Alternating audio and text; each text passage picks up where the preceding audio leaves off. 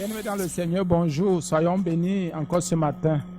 Par la grâce de Dieu, nous sommes là et nous allons voir ce matin ce qu'il faut connaître pour parvenir à la résurrection. Ce qu'il faut connaître, il faut vraiment grandir. Il y a des choses qu'il faut connaître. Et quand on dit connaître, il ne faut pas seulement saisir au sens. Il ne faut pas seulement avoir, avoir les explications ou bien avoir les enseignements, mais aussi il faut pouvoir se donner pour que la résurrection, la vie éternelle, pour que toutes ces choses soient notre partage. Seigneur, je remets toi entre tes mains parce que tu es Dieu. Merci parce que tu es grand, parce que tu es fort, tu es digne, tu es glorieux, tu es merveilleux. Merci pour la puissance de ta grâce qui agit dans nos vies. Merci pour tout ce que tu fais. Merci parce que tu es Dieu. Merci parce que tu vas nous bâtir encore ce matin au nom de Jésus. Amen. Bien, mes frères et sœurs en Jésus, nous sommes dans Philippiens 3.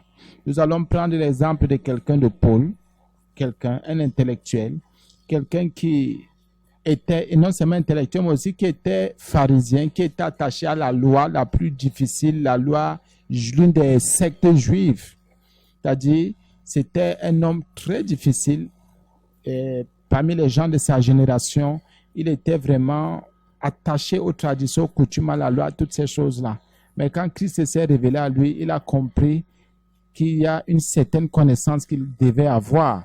Et avant d'entrer dans la connaissance, il s'est rendu compte qu'il y avait des choses qu'il devait abandonner. Il y a un regard qu'il fallait avoir.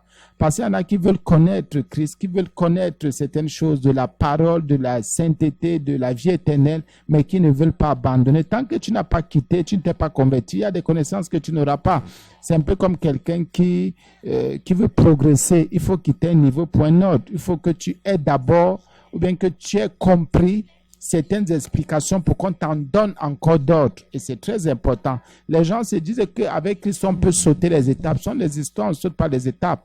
C'est vrai que même avec Christ, il y en a qui bricolent. Et ils se disent que entre guillemets, la vie des disciples est une vie de bricole. Non, ça, c'est pas ça.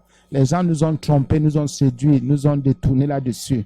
Il y a des choses qu'il faut abandonner. Il y a un regard qu'il faut avoir. Il faut quitter, il faut prendre conscience pour pouvoir se tourner vers l'avenir. L'avenir, c'est Jésus. La destinée, c'est Jésus. C'est le Père qui décide de toutes choses par son Fils. Bien-aimés, frères et sœurs en Jésus, nous allons voir aujourd'hui qu'il y a des choses que, par exemple, Paul a quittées, que nous devons quitter. C'est vrai qu'on ne pratique pas les mêmes choses que lui aussi pratiquait. Nous devons quitter pour pouvoir maintenant avoir une certaine connaissance, une connaissance réelle de la personne que nous prêchons.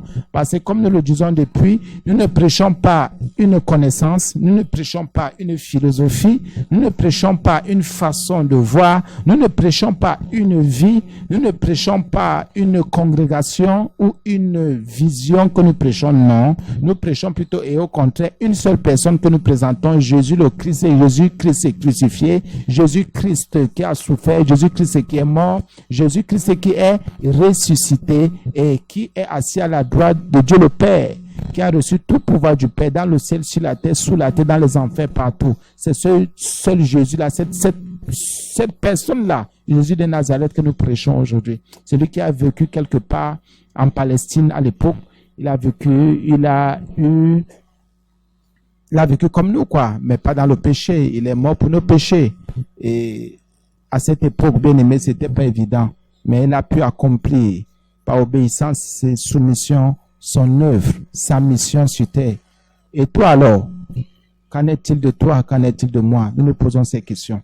Donc aujourd'hui, nous allons voir ce qu'il faut abandonner, ce qu'il faut quitter, beaucoup de choses que nous devons quitter, abandonner pour pouvoir recevoir la connaissance. Il y en a qui ne connaissent pas pourquoi, parce qu'ils n'ont pas abandonné. Il y en a qui disent je ne comprends pas parce qu'ils n'ont pas quitté certaines choses. Pour que tu puisses comprendre le mystère de Christ, le mystère de tous les temps, de tous les âges, il faut que tu quittes, il faut que tu abandonnes, il faut que tu prennes conscience que tu es encore dans une poubelle. Il y a des choses que tu dois quitter parce que tant que tu es attaché à un genre de connaissance, à un genre de pratique, il y a un autre type de connaissance ou de pratique, entre guillemets, que tu ne pourras pas entrer de la sanctification, la connaissance de Christ. Bien, mais en gros, c'est ce que nous allons voir ce matin. Ce qu'il faut quitter pour pouvoir avoir la connaissance. Les gens se disent qu'ils peuvent avoir la connaissance n'importe comment. Peut-être en lisant, peut-être en priant, peut-être en venant à l'église, mais en vivant leur ancienne vie. Dieu nous dit ce matin, selon Philippiens 3, que ce n'est pas possible. Et Paul prend son exemple. il faut d'abord abandonner, il faut d'abord avoir un regard, il faut d'abord avoir des objectifs à atteindre pour pouvoir obtenir une connaissance ou la connaissance qui vient de Dieu. Bien, mes frères et sœurs, faisons attention, surtout connaître son Fils. C'est pas toute la connaissance globale ici qui compte, mais c'est la connaissance de son Fils. Parce que c'est son Fils, le Fils que le Père révèle. C'est très important. C'est pour ça qu'on dit aussi qu'en cette saison, le Père veut nous révéler. Puisque le monde attend les révélations des fils de Dieu. Et le Père, depuis un certain temps, pardonnez-moi de vous le dire, il veut d'abord révéler son Fils, révéler ses fils, avant maintenant de pouvoir les bâtir. Parce que sans révélation, on révèle d'abord le Sauveur qui est Jésus. C'est maintenant qu'on peut connaître. On ne peut pas te faire connaître quelqu'un qu'on ne t'a pas révélé. C'est très important. Quelqu'un va me dire, bon, la connaissance fait partie de la révélation, comme tu veux. Mais la Bible dit, c'est d'abord le Fils qu'on révèle. C'est d'abord le Fils. Ah oui, Jésus s'est révélé à Paul, autant pour moi. Et c'est après que la connaissance est venue prendre la place. Connaître d'abord qui? Christ lui-même. Parce qu'il y en a qui veulent plus s'appuyer sur le message, sur les enseignements, sur les explications, mais qui ne veulent pas connaître Christ lui-même. Christ Sauveur, le oint éternel. Celui qui est la pierre précieuse et choisi devant Dieu, que Dieu même a choisi. Bien, mais je vais lire. C'est dans Philippiens 3. C'est deux versets qui comptent un peu plus. Mais je vais, le verset 10 et 11, je vais prendre à partir du verset, du verset 4. Je vais juste lire, mais c'est 10 et 11 que nous allons voir. Et on va se rendre compte pour Paul ici. Bien, mais là, c'est très important. Vous savez, je parle même, pardonnez-moi, avant d'entrer dans les détails. Est-ce que j'ai abandonné quelque chose? Tout le monde recherche la connaissance aujourd'hui. Tout le monde va avoir cette connaissance. C'est vrai, nous sommes là à la fin, où la connaissance va enfler. Mais qui? Quelle connaissance? Qui est-ce que tu connais? Le Christ? Ou juste des versets bibliques comme ça? Ou la parole comme ça seulement? Bon, parole de Dieu, on est dans un récital, des formes de récital, des formes de comment dire ça? Des arguments. On a, bon, telle version à tirer, telle. Est-ce que c'est ça? Est-ce que tu connais qui est-ce qu'il faut que tu connaisses d'abord? C'est un peu comme pour entrer dans un royaume. On n'entre pas comme ça dans un royaume sans savoir qui dirige ce royaume, qui est le chef de ce royaume, qui est l'autorité compétente de ce royaume. Tu peux avoir la connaissance d'un royaume, mais il faut que tu saches d'abord, s'il te plaît, avant, que tu connaisses même le caractère, la nature de celui qui dirige le royaume, qui dirige le pays, qui dirige la nation. Parce qu'à partir déjà de la nature de celui qui dirige, de celui qui est la tête, de celui, de celui qui ordonne, tu peux déjà avoir une idée même du royaume et des principes qui sont établis pour que ce royaume croisse et avance. Bien, mes frères et sœurs en Jésus, je vais lire à partir du verset 4, Philippiens 3. Moi aussi, c'est Paul qui parle. Moi aussi, cependant, je reste sujet de mettre ma confiance à la chair. Il dit jamais. Et vous savez, un enfant de Dieu ne met pas sa confiance à la chair. Tous ceux qui mettent leur confiance à la chair sont maudits. La Bible dit que maudit quiconque, ou bien l'homme qui met sa confiance à la chair, donc qui s'appuie sur la chair pour avancer, qui s'appuie sur un humain pour croître. C'est pas bon, c'est pas biblique, c'est pas chrétien. Si quelqu'un, quelque autre croit pouvoir se confier à la chair, je le puis bien davantage. Il parle de lui toujours. Moi, circoncis le 8e jour de la race d'Israël. Nous le savons, en Israël, c'est le 8e jour qu'on faisait la circoncision aux garçons, aux jeunes hommes. Et donc, il dit bien de la race. Il parle de lui là. Il dit qu'il a été circoncis le 8e jour. Il nous donne une information sur sa vie. Et c'est une information qui est importante. Il dit, moi, circoncis le 8e jour de la race d'Israël, de la tribu de Benjamin. Il dit qu'il était d'Israël et de la tribu de Benjamin. Il nous donne sa tribu ici. Donc, si vous voulez, on comprend. Hébreu, né d'Hébreu. Quant à la loi pharisienne, bien sûr, c'est un pharisien qui vivait du pharisianisme. Quant aux zèles, maintenant, ses actions. Persécuteur de l'Église. Bien sûr, l'Église, c'est le corps de Christ. L'église, normalement, c'est le corps visible de Christ, puisqu'il y a un corps visible et un corps invisible. Nous n'allons pas entrer dans l'état de... Je m'ai dit qu'il était quoi? Persécuteur. Regardez ce qu'il dit, ce qu'il était, son identité, ce qu'il faisait, sa force, sa puissance, son autorité. Et il dit, irréprochable à l'égard de la justice de la loi. Ah oui, irréprochable. Donc, personne ne pouvait rien dire à Paul en ce qui concerne la justice de la loi. Donc, Paul savait ce qu'il fallait faire, ce qu'il fallait pratiquer dans la loi pour être juste. Paul le savait et il le savait encore. Donc, il dit irréprochable. Donc, même ses propres maîtres n'avaient rien à lui dire. Parce que c'est un homme calé et c'est pour cela que les autres pouvaient l'utiliser pour persécuter l'église. Pour dire, comme tu connais la loi, tu es irréprochable dans la loi, Paul. C'est à toi qu'on va donner la mission d'aller attaquer ces soi-disant chrétiens. Parce que tu es dans la loi, tu es assis, on ne te fait aucun reproche en ce qui concerne la justice de la loi. Maintenant, tu vas aller manifester la justice de la loi en arrêtant ces soi-disant chrétiens qui prêchent ce soi-disant Jésus. Entre guillemets, Jésus est le roi. Donc, la mission de Paul était basée sur le fait, comment dire, parce qu'il était irréprochable quant à la justice de la loi. Paul était un homme assis. Il avait une connaissance profonde, grande de la loi, de la justice de la loi. Il était irréprochable. Ça dit, il était un homme juste en ce qui concerne la loi. Personne ne pouvait lui dire quoi que ce soit. Il pratiquait exactement, avec exactitude, à la minute, à la seconde. S'il fallait, la loi disait de penser à telle chose, tel jour, Paul pensait à cette histoire. Si la loi disait de pratiquer telle chose, c'est ce qu'il faisait. Donc c'est un homme complet et comblé. Il dit maintenant, écoutez bien ce que Paul dit. Ce n'est pas l'enseignement d'aujourd'hui.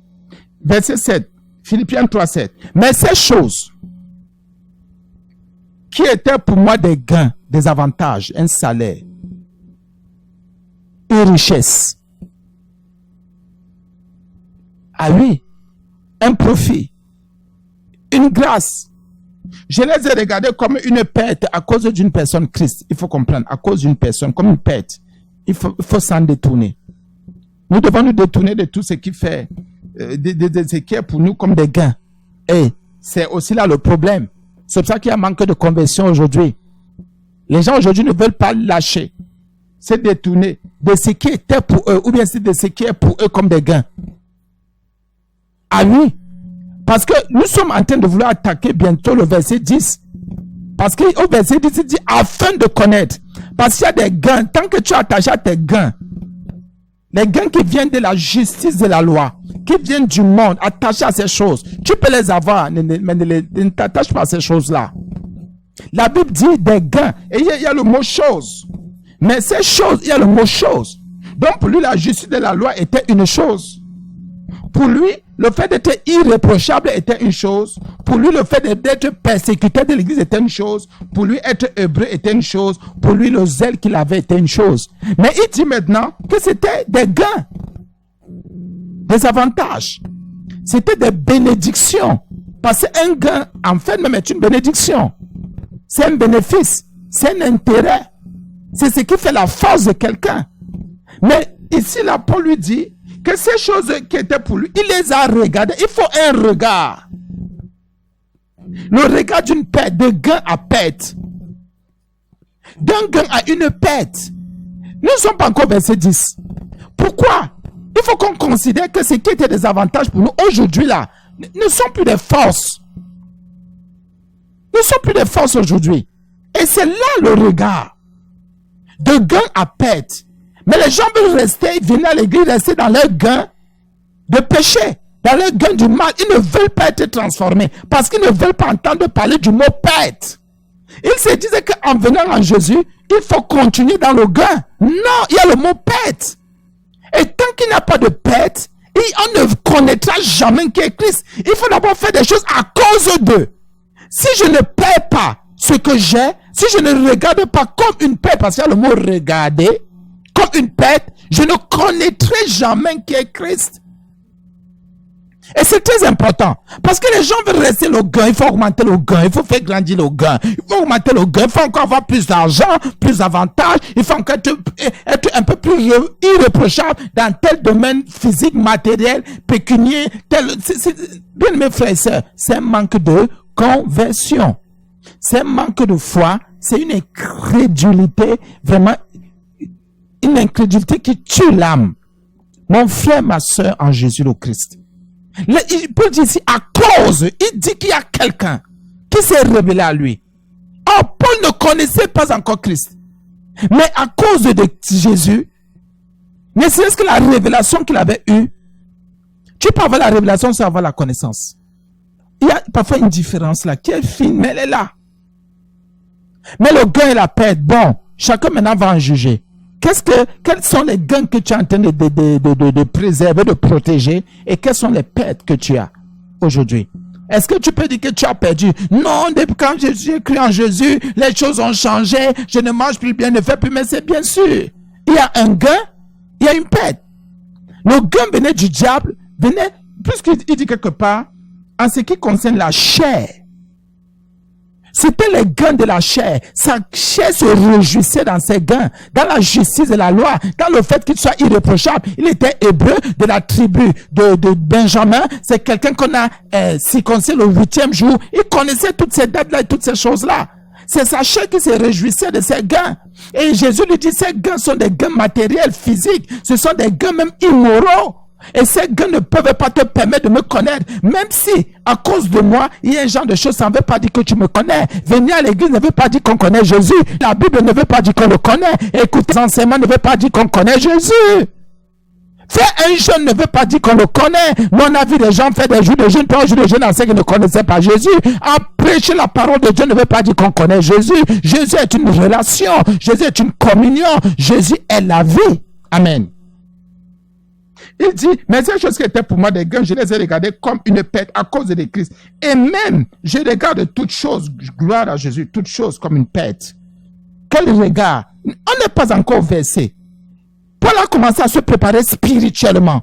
Parce qu'il voulait entrer dans la connaissance de l'éternité. Dans la connaissance de celui que le Père devait révéler au monde et avait révélé au monde. Qu'est-ce que Paul fait? Il dit maintenant, il y a le mot perte qui revient. Il dit, même déjà, je regarde toutes choses comme une perte. Pour dire quoi? Même les choses à venir pour lui étaient déjà une perte. Même ce qu'il devait manger était une perte. Parce qu'il y a quelqu'un. Il fallait qu'il connaisse quelqu'un. Oh Jésus, il fallait qu'il entre dans la vie, la vraie vie, pas la fausse vie qu'il avait.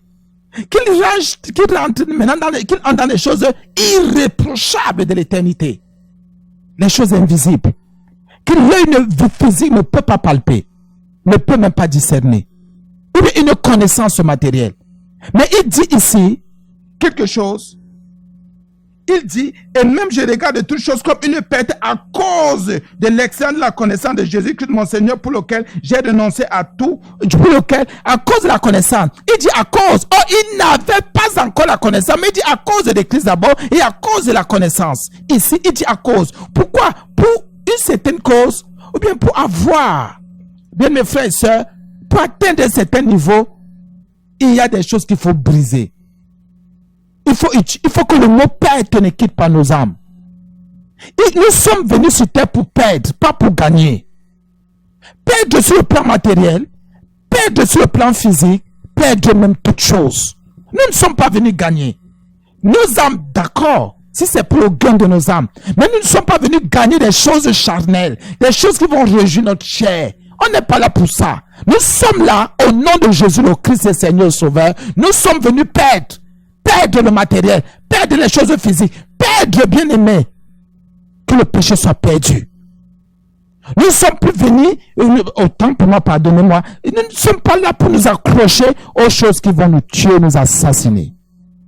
Alléluia. La Bible dit, et Paul continue, il dit à cause de l'excellence. Il y a le mot excellent, la connaissance. Il ne connaissait même pas encore Christ. Parce que le verset 10 va nous éclairer encore un peu plus là-dessus. Il ne connaissait pas. Mais pour une cause, on commence à se préparer. Pour une cause, on commence à prendre des décisions. Parce que je voudrais défendre telle chose, je voudrais marcher selon telle chose, je voudrais atteindre tel but. Je commence à me traiter durement, à traiter mon corps durement, à traiter mon âme durement. Pourquoi? Il y a quelque chose que je voudrais atteindre. Il y a un niveau qu'il faut atteindre. Et pour cela, il faut que je me prive. Et pour cela, il ne faut pas que je commence à négocier. Et pour cela, il ne faudrait pas que j'ai un regard corrompu, une pensée corrompue, une pensée de séduction, que je ne me trompe pas. Alléluia. Et pour cela, je suis prêt à tout. Et vous savez, quand quelqu'un veut perdre, il ne dit plus ici là que non, il faut que je mente. Parce que quand quelqu'un veut perdre, il veut aller dans la vérité. Il veut perdre les choses de la chair. Et c'est la vérité. Il dit, mon Seigneur pour lequel j'ai renoncé à tout, et je les regarde comme de la boue. Ça, ce n'est pas tout l'enseignement de Dieu. J'explique pour qu'on comprenne le verset 10 et 11. Et je les regarde comme de la boue afin de gagner Christ. Jésus, on le gagne. Hein? Alléluia. On gagne Jésus. Qu'on ne vous mente pas. On le gagne. Il faut le convaincre. Oui, sa grâce agit. Oui, sa grâce parle. Mais il faut convaincre Jésus. Il faut le gagner. C'est un match. C'est un combat pour gagner Jésus. C'est un combat. Il faut se donner, se redonner. Il faut réfléchir. Il faut s'exécuter. Il faut se soumettre à sa propre parole. Il faut. Jésus, on le gagne. Ne croyez pas que c'est facile. Le royaume éternel, on le gagne. On gagne le royaume. Les gens se disaient que c'est une facilité. La Bible dit que Dieu a tant aimé le monde qu'il a donné son Fils afin que quiconque croit en lui ne périsse point, mais qu'il ait quoi la vie. Cette vie éternelle, on la gagne. Oui, la grâce est forte. Oui, la grâce parle. Mon frère, ma soeur, ne prends alors aucune décision. Reste dans tes gains. Ne vois pas toute chose comme une perte. Sois seulement là. Je gagne. Faut que je gagne. Faut que je gagne. Faut que je gagne. Tu ne sais pas ce qui t'attend. L'enfer t'attend. Et de l'enfer au paradis, ne vous dérangez pas. Une seule seconde, une seule mauvaise pensée nous fait déjà virer. Une seule attitude nous fait virer. C'est clair. Alléluia. Et il y en a qui croient que non, en restant dans les gains, non, Dieu me comprend. Dieu ne comprend jamais les gains. Jamais. Jamais. Si une âme sera gagnée, on peut, entre guillemets, comprendre. Nous sommes là pour que les âmes soient gagnées. Nous sommes là pour que les gens se convertissent à Christ. Alléluia. Il dit qu'il a regardé les gens, le regard comme de la boue, afin de gagner Christ. Et d'être trouvé en lui. Non, avec ma justice. Écoutez, Paul dit ici, avec ma justice. Paul avait une justice. Il était irréprochable. La justice de la loi. Paul dit ma justice, une justice humaine. Et il y en a qui veulent gagner Christ avec leur propre justice. Il y en a qui veulent entrer au ciel avec leur propre justice. En pratiquant leur propre justice. Et Paul en parlait même au niveau des Romains. Paul dit, mais vous faites votre propre justice. Vous croyez que vous irez où avec votre propre justice? Et dans nos maisons, dans nos quartiers, dans nos couples, dans nos assemblées, c'est ce que nous faisons. Nous voulons aller au ciel, entrer au ciel en pratiquant notre propre justice. Paul dit ici, et non avec ma propre justice. Paul commence à régner sa propre justice, sa propre vérité, ses propres bienfaits. Il commence à les régner pour dire non, je suis dans une mentalité de gain. Et ça, c'est ça le gain. Quand quelqu'un dit, il vient à l'église, au lieu de se soumettre à la justice de Dieu, au lieu de la rechercher, au lieu de la comprendre, il vient avec sa propre justice. Paul dit ici encore ce matin, il dit non, non avec ma justice. Paul avait une justice. Chacun de nous, nous en avons une. Jusqu'à ce qu'on comprenne que notre propre justice est une justice, la justice de la loi. C'est une justice qui est charnelle et elle n'accomplira jamais les plans de Dieu. Et la grâce de Dieu ne s'accomplira jamais. Paul est clair dans ce qu'il dit. Et par le Saint-Esprit, il bâtit tous ceux qui sont disposés et qui veulent vivre éternellement dans le paradis de Jésus-Christ. Et d'être trouvé en lui, non avec ma justice, celle qui vient de la loi. Alléluia. La Bible dit ici que Paul avait une justice. Sa justice avait une source. Il ne dit pas que c'était ici la justice de la loi comme l'a dit plus haut, mais c'est dans le compte qu'il s'est approprié la justice de la loi. Donc, c'est devenu sa justice. Parce qu'il dit la justice qui vient. Il donne maintenant la source de sa justice. La source de ta justice peut venir des études que tu as fait. La source de ta justice peut venir de l'éducation de tes parents. La source de ta justice peut venir de tes voisins, de tes amis, de tes collègues, de tes camarades. Peut-être du système de travail qu'il y a dans ton lieu de service. Il y a une source. Comme ceux qui sont nés de Jésus-Christ, la source de leur justice vient de la sanctification, vient de la sainteté, vient de l'obéissance à Dieu. Que chacun remette en question maintenant la source de sa justice. Moi-même, je peux parler de ma justice qui vient de la sanctification, qui vient de Christ. Ce n'est pas nouveau, c'est chrétien. Donc chacun a une justice et il y a la source. La source de la justice vient d'où? Le respect, la reconnaissance du bien d'autrui. Le mal qu'il ne fait pas faire aux gens vient d'où? Le bien que tu fais vient d'où? Vient de qui? Sort d'où? Parce que même le diable, entre guillemets, fait du bien à certains, il trouve que c'est le bien. Bien, mes frères et sœurs. Paul dit, non, mais celle qui s'obtient, nous sommes dans Philippiens 3, c'est ça, le verset 9, mais celle qui s'obtient par la foi en Christ. Ah! Maintenant, il y a un nouveau mot qui intervient. S'obtenir.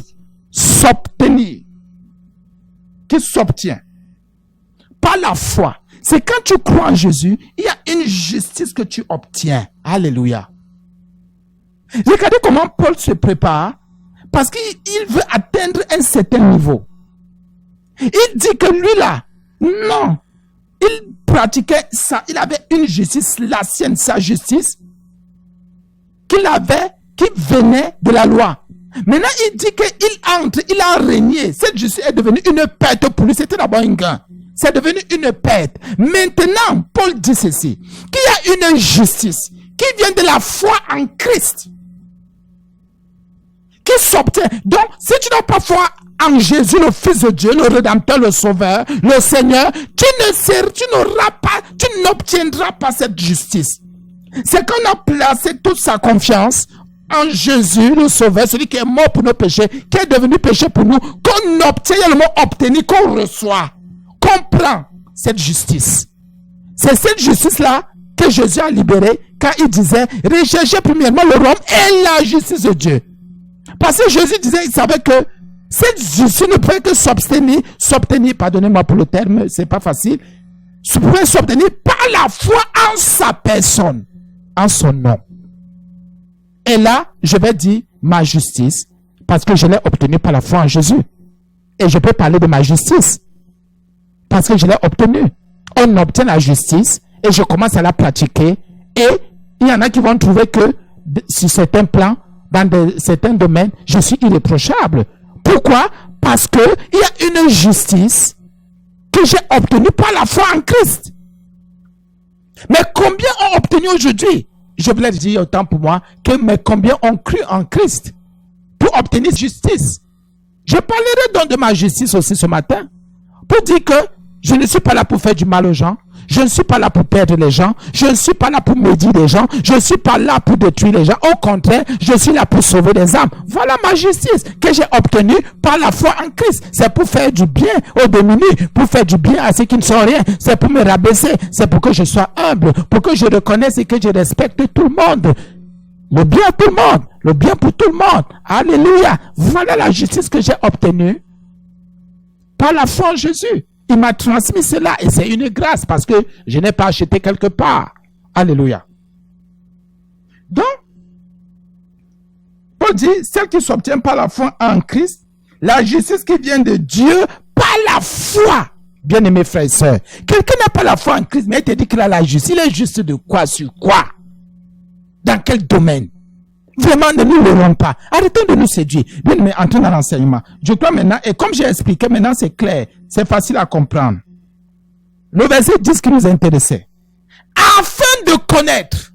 Regardez d'abord ce que Paul a fait. Il a abandonné sa justice. On a vu depuis le début. Perte. Il y avait d'abord le gain. Maintenant, il y a eu la perte après. Il a perdu sa justice. Qui venait de la loi. Parce qu'il fallait qu'il croie en Jésus pour obtenir la justice qui vient de la foi. Comme l'a dit, qui s'obtient par la foi en Christ, et c'est la justice qui vient de Dieu, toujours par la foi. Vous comprenez que le mot foi est incontournable ici. Il dit afin de connaître. Si on n'a pas la justice de Dieu, la justice de Christ, qui est par la foi, on ne peut pas connaître Christ. On connaître, c'est avoir une idée vraie, une idée réelle, c'est avoir des informations exactes sur un domaine précis, une personne précise, un domaine bien déterminé, ou une personne bien déterminée. Et il y a le mot précision. Parce que dans la connaissance, il y a la précision. Quand quelqu'un dit qu'il connaît, il parle avec précision. Il ne parle pas avec amalgame, avec mélange, avec, on appelle ça comment? Avec des soupçons, non. Il dit ceci. J'ai reçu par la foi en Christ, j'ai reçu par la foi en Dieu, une justice, la justice. Pourquoi? Il dit afin. Il avait un but. Il voulait connaître le Christ. Il voulait saisir. Il voulait avoir une idée précise. Il voulait, comment dire ça, entrer dans les profondeurs des informations de ce mystère. De cette pierre précieuse qui a été rejetée par les hommes. Du pétrin de Dieu. Le Christ. Le Christ. Afin de connaître. Maintenant, c'est ça.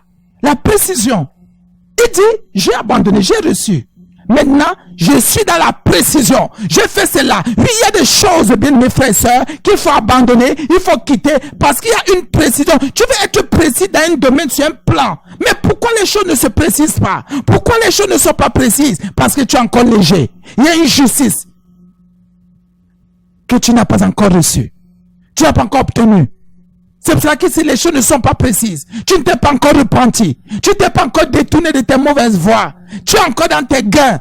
Tu n'as pas encore compris le sens de perte. Tu ne regardes pas encore les choses comme une perte.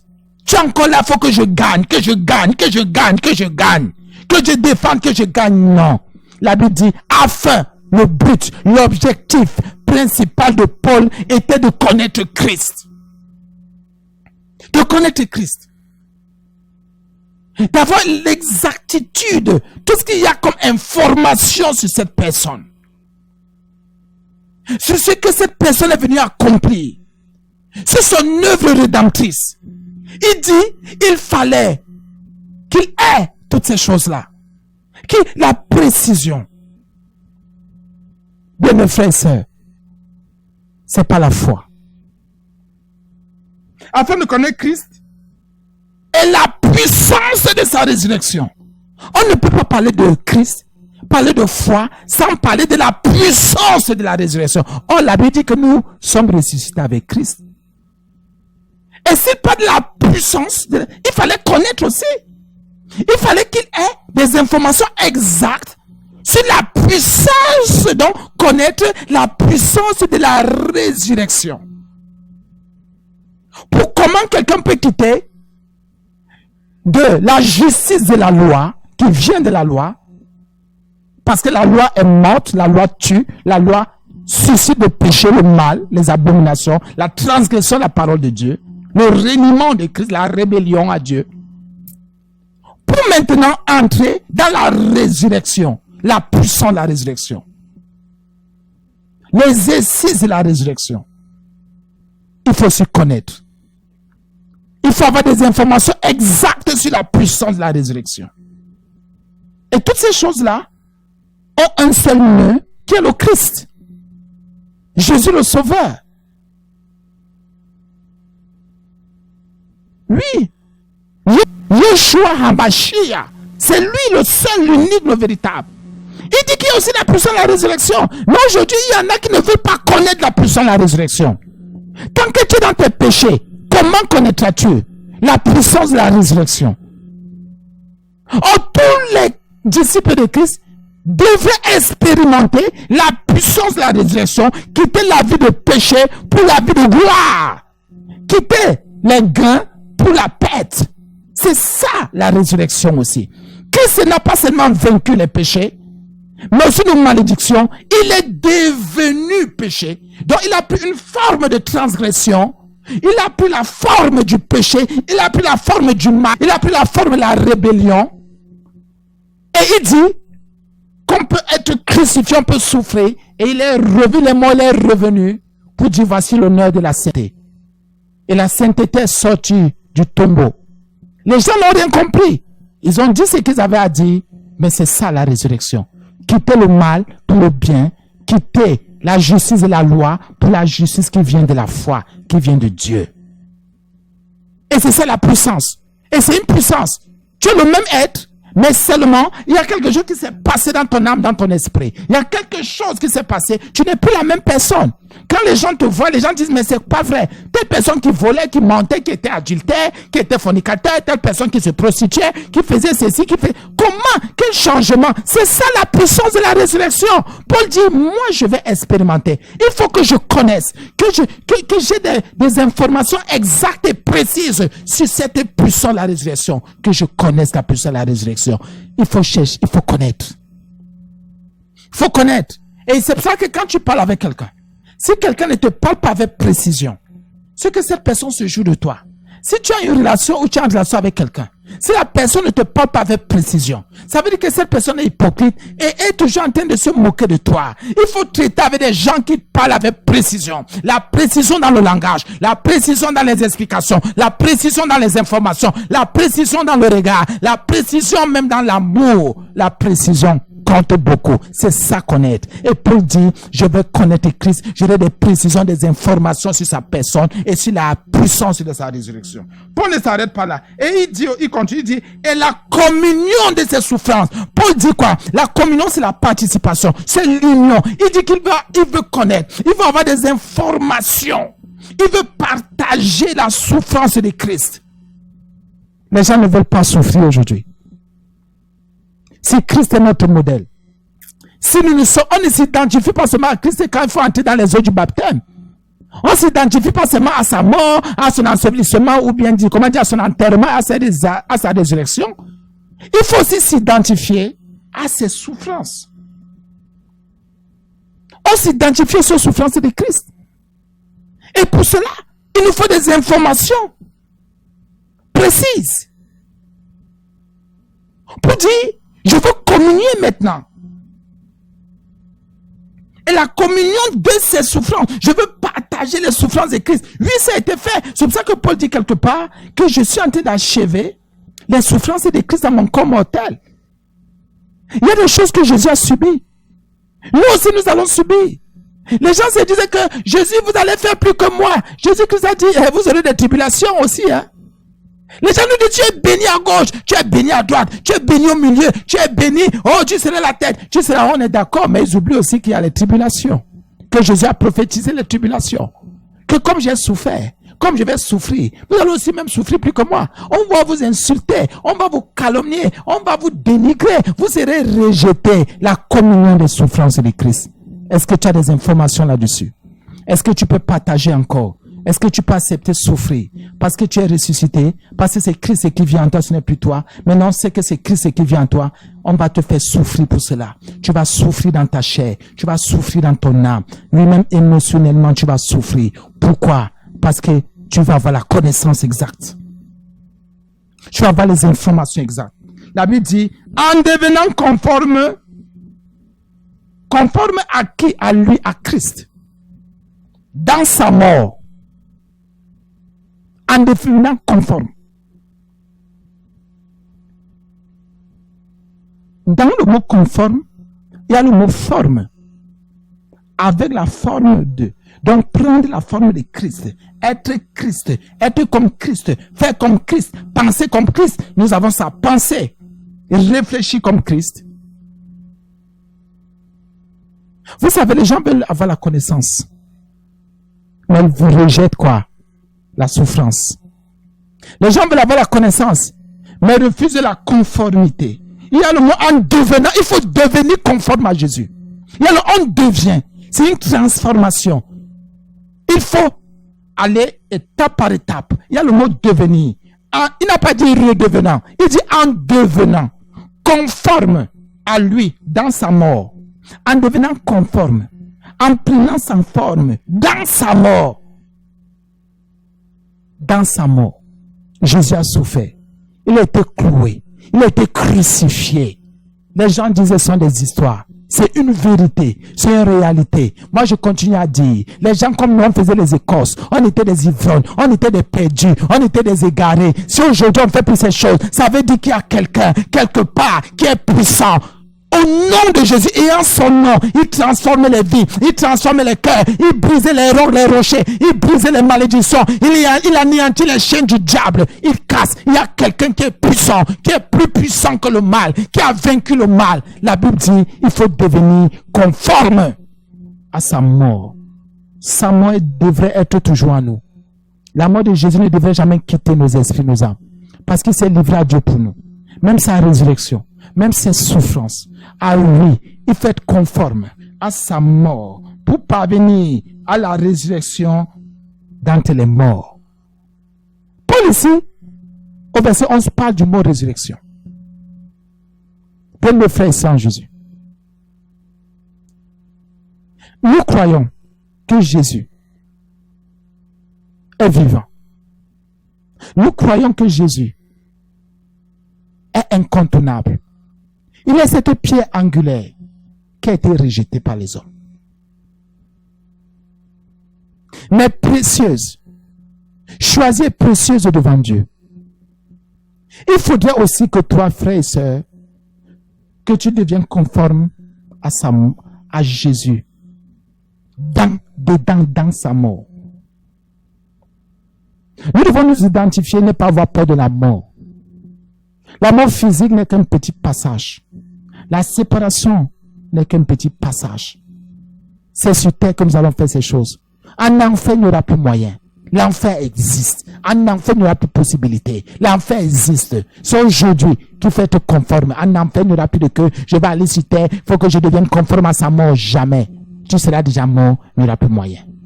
Pour parvenir, si je prie à la résurrection d'entre les morts, Paul a dit qu'il recherchait toutes ces informations, toutes ces choses, ces souffrances, cette communion.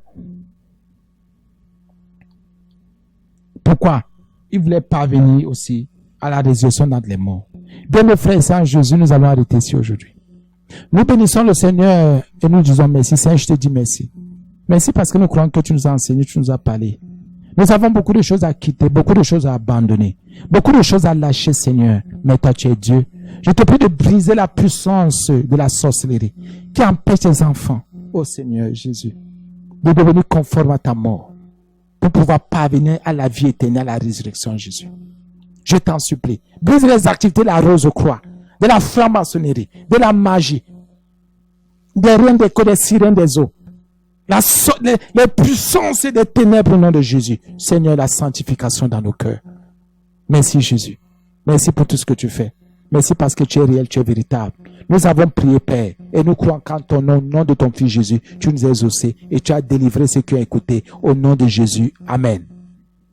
Sur Metanoia FM 90.8 FM, la radio qui te transformera. Priez sans cesse. Votre fréquence vous invite à la rencontre du Seigneur Jésus-Christ.